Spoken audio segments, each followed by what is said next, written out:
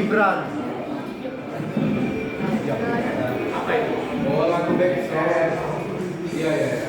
Halo semuanya, selamat datang di episode utama. Nah, jadi hari ini kita akan mendatangkan seorang spesial nih. Ada yang bisa tahu? Karena hari ini kamu spesial ini benar-benar orang yang terhormat. Dia seorang pengusahawan dan sekarang dia menjabat sebagai seorang politikus.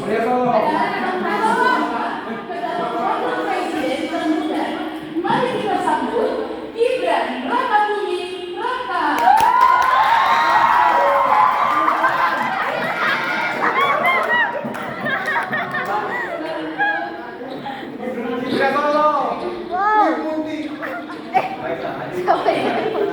Gibrannya Cina.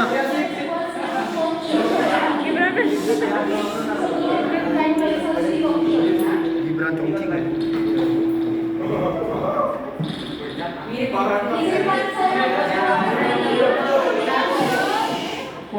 Saya tadinya sebagai host yang akan menunggu acara ini sampai selesai.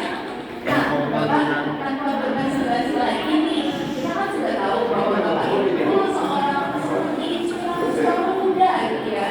Karena dia sudah membuka sebuah usaha di bidang makanan, sudah menjadi wakil presiden. Nah, saya mau tahu Pak, dari background biografi cerita Bapak, melihat banyak dari sumber-sumber, ada yang mengatakan bahwa Bapak itu lahir dan besar di Solo. Tapi ada juga sumber-sumber yang mengatakan bahwa Bapak itu lahir di Surakarta, namun besar di Solo. Kenapa? Mana sih yang benar? Ya, yang benar itu saya lahir di Surakarta, tapi saya besar di Solo. Ya, berarti Bapak emang sebenarnya itu lahir di Surakarta, besar di Solo. Oke, nah Bapak, kan dulu Bapak itu seorang pebisnis ya. Kalau boleh tahu Bapak bisnis apa?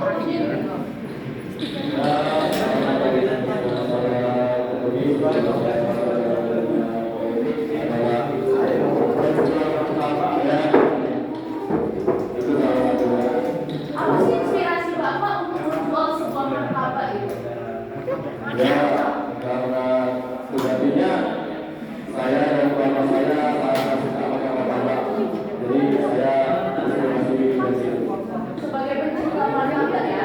Nah, kita kan sudah sedikit mengulas nih tentang kenapa sih Bapak menjadi usahawan. Nah, terus kita juga pengen tahu ini, kenapa sih bisa bisa berbagi sendiri dari seorang pengusahawan dan tiba-tiba dari seorang politikus.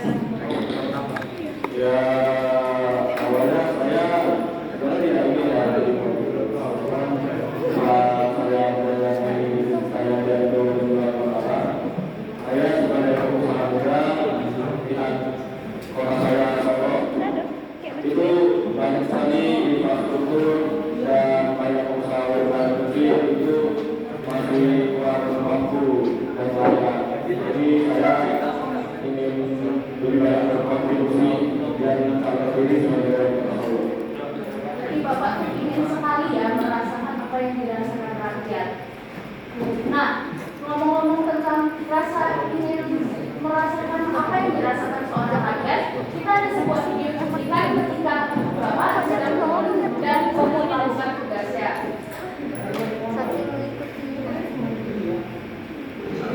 Wow.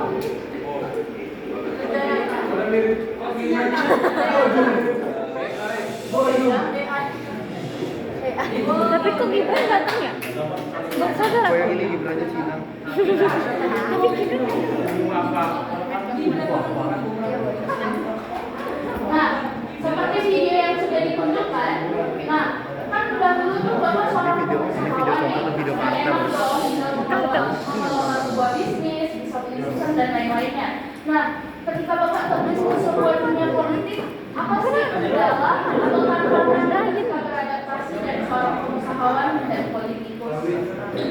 Ya, tentu saja salah satunya itu adalah masalah manajemen waktu ya.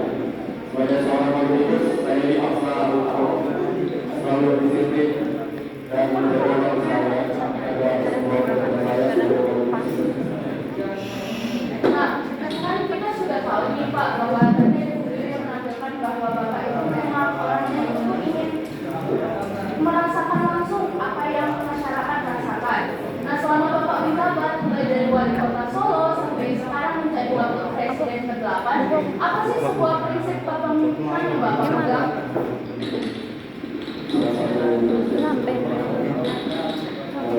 Salah satu prinsip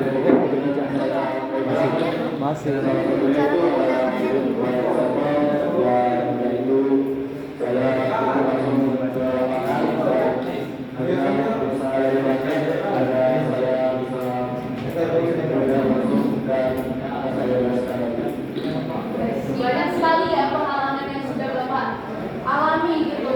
Nah, mungkin Bapak bukan mungkin lagi, Bapak ini adalah seorang inspirator muda bagi generasi muda dong pastinya. Nah,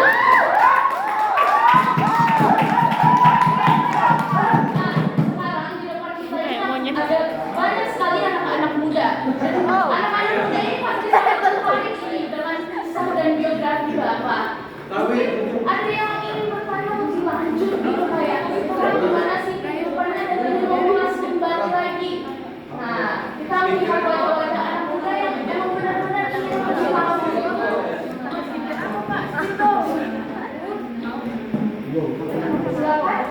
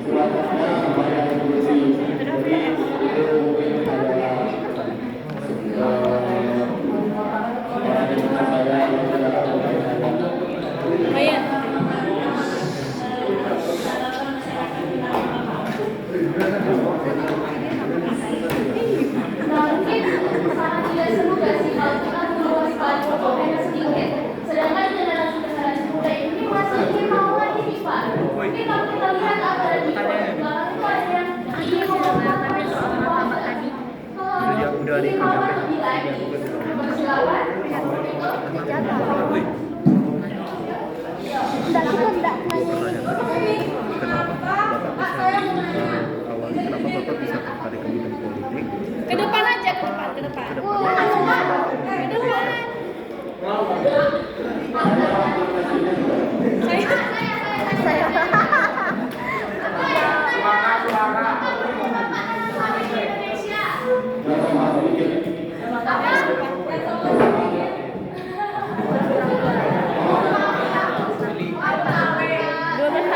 Yang bertanya ke depan lah.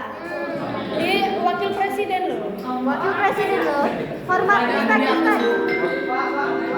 Wah, dipajang di atas.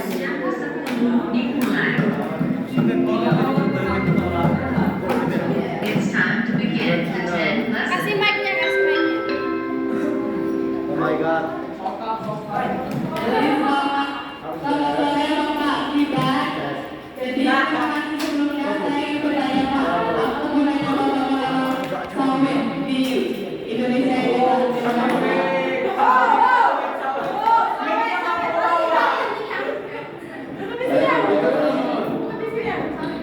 Enggak boleh. Jadi mengapa negeri kita Indonesia ini menanam sawit? Itu pertanyaan yang sebenarnya tidak perlu ditanya lagi ya. Yang pertama itu yang pasti untuk meningkatkan perekonomian kita. Ya, betul. Yang kedua, masyarakat kita itu masih berhubungan dengan sawit. Ya udah, Jadi yang sebaiknya seharusnya kita meluaskan lahan sawit kita. Keren kamu Bapak. Saya suka ide Bapak. Pasti itu jawabannya sudah dipikirkan secara matang gitu. Mengapa ada lama itu tanaman sawit di Indonesia? Nah, saya juga melihat ada generasi muda yang menyampaikan sebuah keinginan gitu Pak, untuk mengulik kembali kehidupan Bapak. Silakan. Kehidupannya dibeli.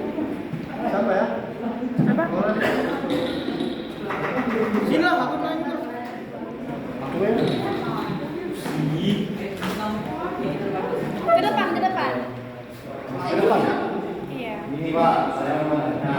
Kenalan dulu dong sama bapaknya. Kenalan, buset. Nama saya Raden, Pak. Kayaknya, Pak. Awalnya Bapak bisa tertarik masuk ke bidang politik. Terus untuk depannya Bapak ada visi-misi nggak untuk Indonesia? Apa? Begini Pak. Begini Pak, bagaimana awalnya Kenapa dia jongkok sih? Kayak mau lupa aja dia. Terus apakah Bapak ada visi-misi untuk Indonesia ke depan lagi Pak? Mungkin 3 tahun ke depan atau 5 tahun ke depan. Terima kasih Pak. Terima kasih Pak. Bikin lagi. Pokoknya nggak mau Mengapa saya terjun ke dunia politik? Selain menjadi tadi, ya pasti tentu ada dorongan dari Bapak dan Ibu juga juga dari keluarga dan saya sangat dalam berkomunikasi dan jadi saya itu memantulkan pribadi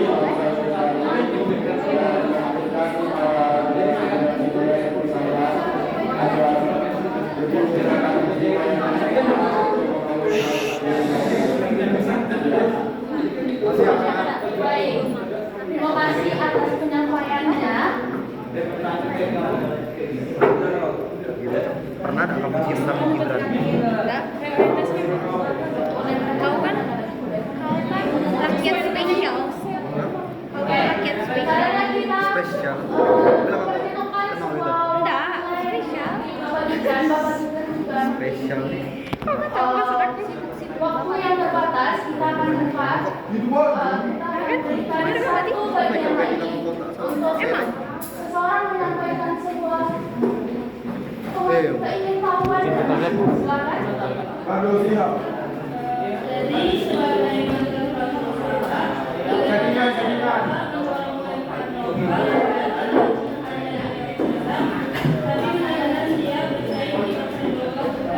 Oh bisa. bagaimana tentang usaha, bagaimana cara Bapak mendorong budaya lokal agar tidak hanya dipandang tapi menjadi yang baik di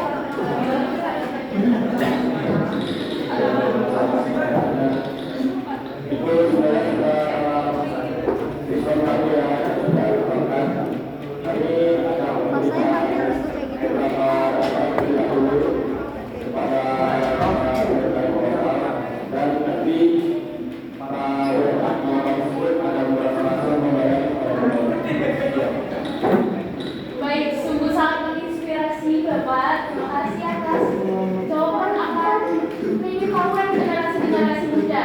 Ini pastinya akan menjadi sebuah inspirasi dong bagi generasi muda. Nah, sebagai penutup nih Bapak, apakah ada pesan-pesan yang dapat Bapak sampaikan untuk generasi muda Indonesia ini yang ingin sukses seperti Bapak? Ya,